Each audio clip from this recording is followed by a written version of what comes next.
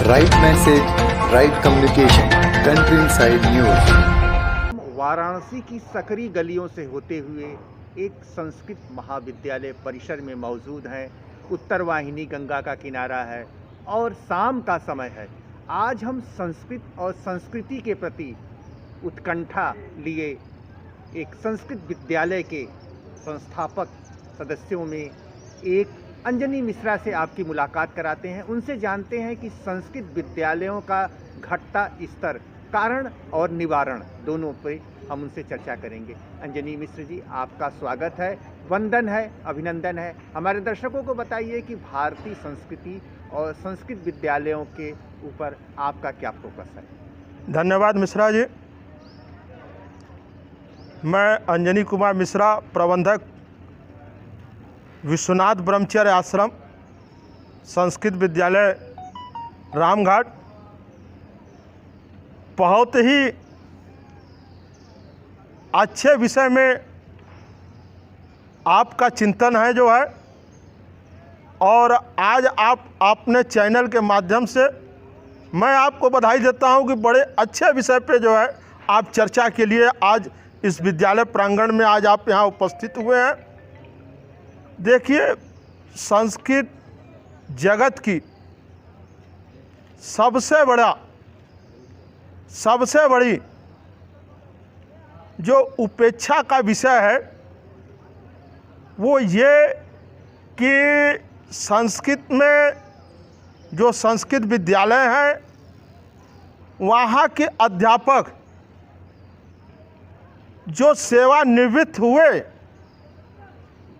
दोबारा सरकार द्वारा कोई ऐसी व्यवस्था नहीं दी गई।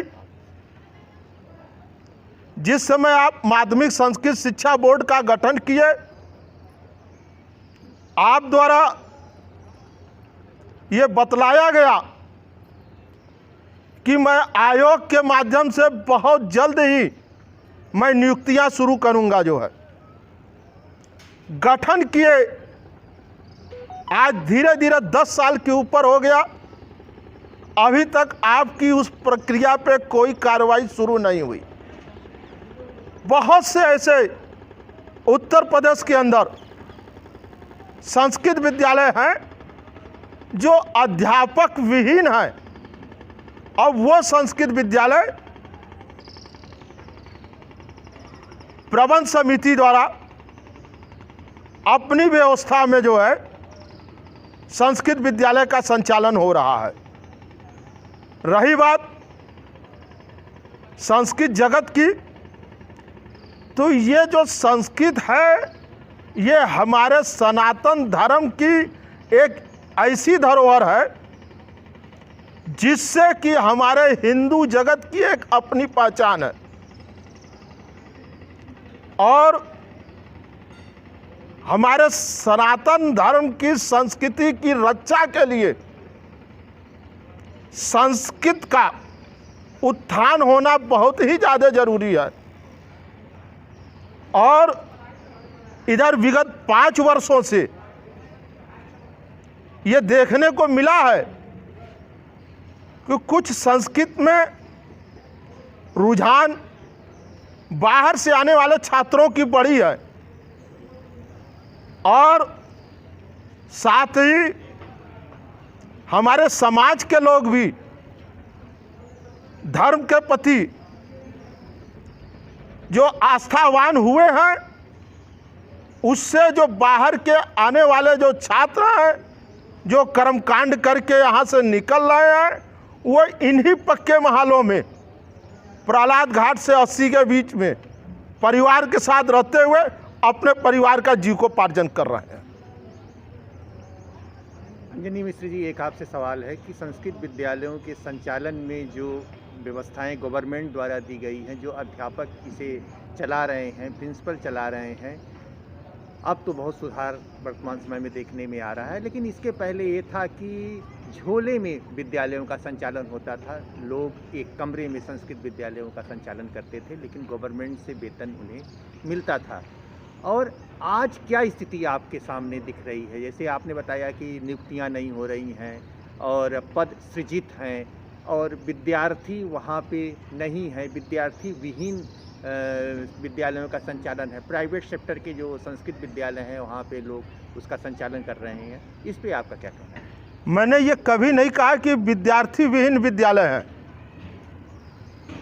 विद्यार्थी आपको हर विद्यालय में मिलेंगे, लेकिन आप ये उम्मीद करिए कि जो इंग्लिश कॉन्वेंट स्कूल में जिस तरह की संख्याएं विद्यार्थियों की होती है, वो संख्या जो है आपको संस्कृत विद्यालय में मिले, तो उसके लिए अभी बहुत बड़े प्रयास की आवश्यकता है। रह गई बात जो आपने प्रश्न उठाया कि कुछ विद्यालय झोले में चलते रहे, उसके लिए मेरा आपसे एक ही बात कहना है कि सरकार द्वारा, जिला प्रशासन द्वारा एक शिक्षा विभाग की एक बहुत ही जिम्मेदार ऑफिस DIOS जिला विद्यालय निरीक्षक है। जिला विद्यालय निरीक्षक का कर्तव्य बनता है कि जो इस तरह के झोले में संस्कृत विद्यालय चलते हैं उनके खिलाफ वो कार्रवाई करे। कायदे से संस्कृत विद्यालय चलाने के लिए भी उनका एक मानक है और उस मानक के तहत भूमि भवन, अध्यापक, छात्र, छात्रावास, ये सब सारी चीज़ें होना बहुत आवश्यक है। आप जिस प्रांगण में बैठे हैं यहाँ का भूमि भवन भी विद्यालय के नाम है, और आप चाहें तो अपना कैमरा घुमा करके भवन की स्थिति को आप देख कर स्वतः देख के अवगत हो सकते हैं।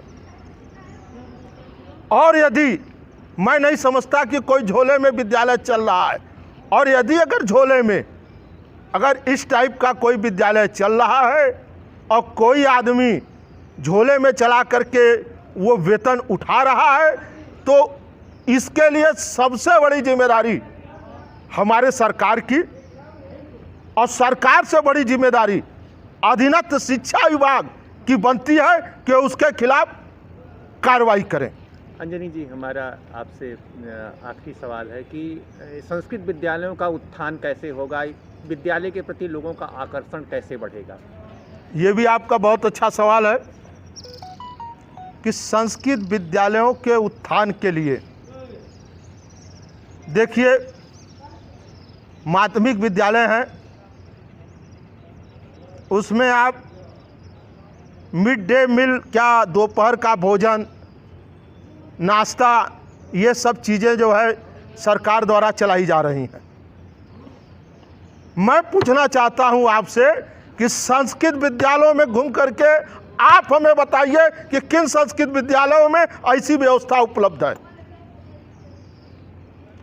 जो छात्र माध्यमिक विद्यालय में जा रहे हैं, जहां पे उनको भोजन मिल रहा है, वो वहां जाना पसंद करेंगे। संस्कृत विद्यालय में आने के बाद अगर उनको भोजन की भी व्यवस्था अपने से करनी पड़े तो वहाँ थोड़ा छात्रों का रुझान कम होगा। इसके बावजूद मेरी सरकार से गुजारिश है, निवेदन है कि आप जहाँ पे पद रिक्त हों वहाँ पे नियुक्तियाँ करें, और उसके साथ ही संस्कृत के छात्रों को कुछ आप एक ऐसा विशेष प्रलोभन दें जिससे कि वहाँ के छात्र, संस्कृत पढ़ने वाले छात्रों का आकर्षण संस्कृत के प्रति बढ़े।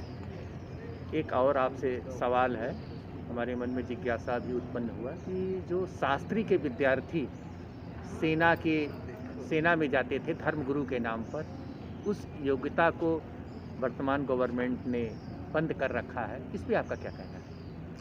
ये हमारे लिए बहुत बड़ी चिंता का विषय है। अभी समाचार पत्रों के माध्यम से ऐसी बातें सामने आई, मैं वाकई खेद प्रकट करते हुए मैं उसकी निंदा करता हूं कि पूर्व की सरकार में, पूर्व की व्यवस्थाओं में हमारे यहाँ से जो भी शास्त्री के छात्र रहते थे वो धर्मगुरु के नाम पर सेना में जाते थे और शास्त्री की डिग्री की उनकी पूरी मान्यता मिलती थी। हमारे आदरणीय कुलपति जी इस संदर्भ में रक्षा मंत्री महोदय से व्यक्तिगत मुलाकात किए, उनसे निवेदन किए कि ये जो शास्त्री और आचार्य की मान्यता है ये बाकायदे स्नातक और स्नातकोत्तर की इसमें व्यवस्था दी गई है और आप अपने यहाँ सेना में भी जो है इसको लागू कराइए और जो लागू था वो बंद हो गया उसको पुनः बहाल कीजिए। आदरणीय रक्षा महोदय रक्षा मंत्री जी राजनाथ जी हमारे कुलपति महोदय को आश्वासन दिए हैं। हम लोगों को उनसे बहुत आशा है कि आने वाले समय में क्या जल्द ही समाचार पत्रों के माध्यम से हम लोगों को मालूम होगा कि ये व्यवस्था बहाल कर दी गई।